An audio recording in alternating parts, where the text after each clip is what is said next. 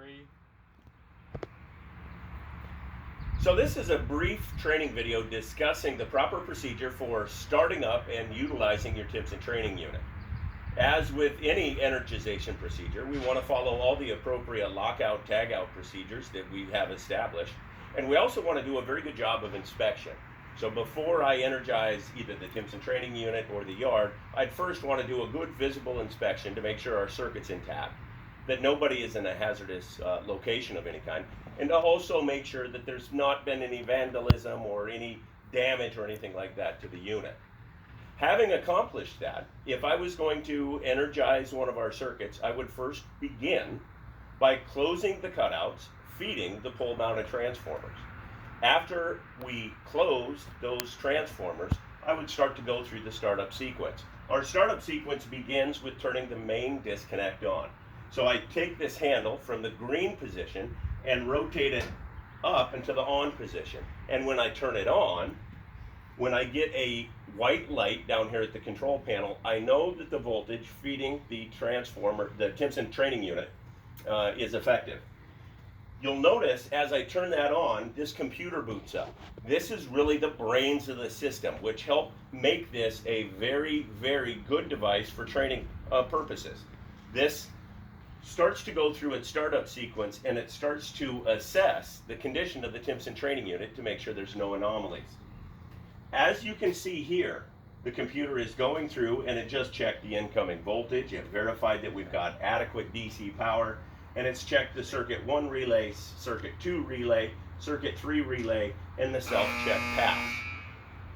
Once I get that audible indication from my pole mount transformers, now I know I can proceed to the next step of energizing my Timpson Training Unit. When I look down here, I see that my heartbeat is on, which tells me that the self-assessment of the Timpson Training Unit is underway. And I can also see that I've got a green light that says the global safety system has been enabled. And now I need to operate the global safety reset. In order to operate the global safety reset, I'll take the key and turn it to the reset. Notice as I turn the key to the reset, the alarm circuit for circuit 1, 2, and 3 turned on. I do not and should not have at this point any one of these 3 circuits energized.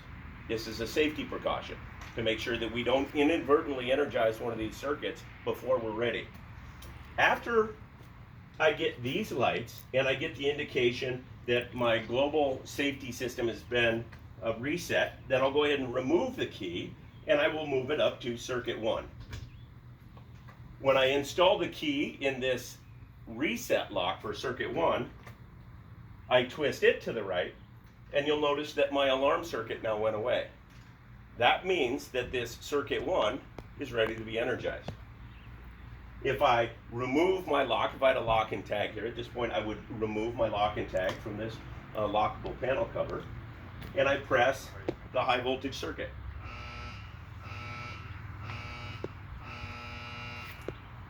I get the 3 warning audible alarms, and now if you look at the pole mount transformers, you'll also notice that I've got my indicator beacon flashing as well. This circuit is now energized, and I can confirm that it's energized by looking at the current quantities for circuit 1. Currently, it sees A phase at right around 49 milliamps. That current quantity is a reflection of the fact that we've got some transformers out installed on that circuit. B phase and C phase, because they do not have a transformer installed on them, have a lower current quantity. This is an important piece for instructors to know when they're utilizing the Timpson Training Unit. It's also important to recognize that when we energize our circuit with a transformer installed on one particular phase or a particular length of overhead line, that this unit assesses this current quantity and establishes a baseline. When it establishes this baseline, anytime it sees a deviation above that baseline, it interprets that as a potential safety problem, and it will de-energize the circuit. Now that I've energized this circuit, the next thing I want to do is verify the condition of my off or emergency relays. So by pressing this button, I've just de-energized circuit number 1. because I've got this blinking alarm, I need to hit the reset again. If I hit the reset, that enables me to energize circuit 1 again. When I press this button,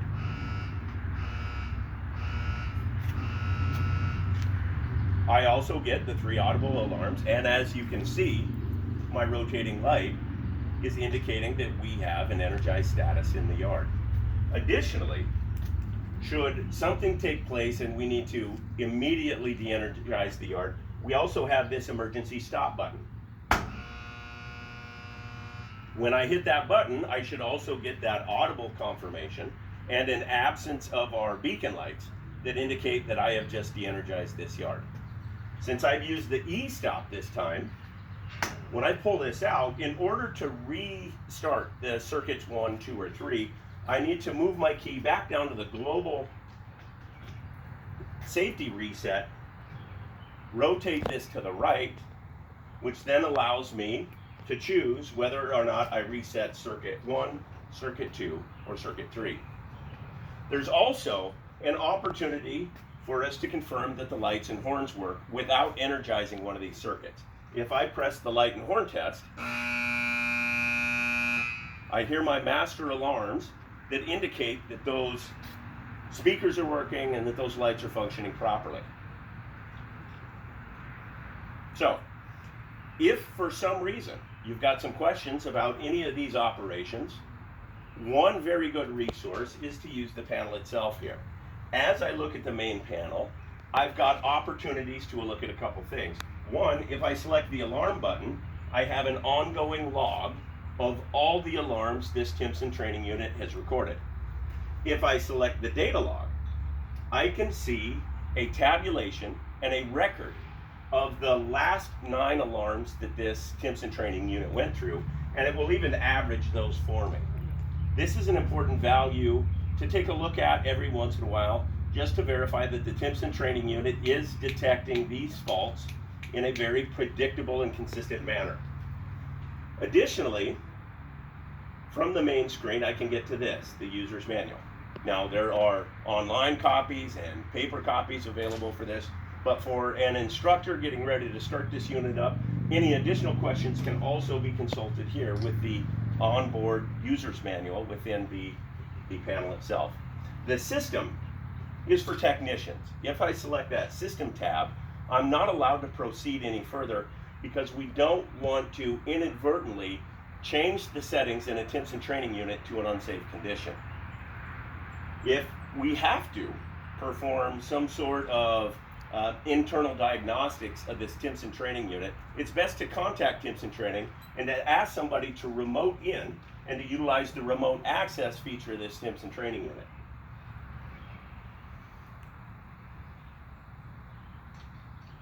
So from the main screen, I'm back here to my circuits 1, 2, and 3 and reading in real time what my currents are and establishing that I've got either energized or de-energized circuits.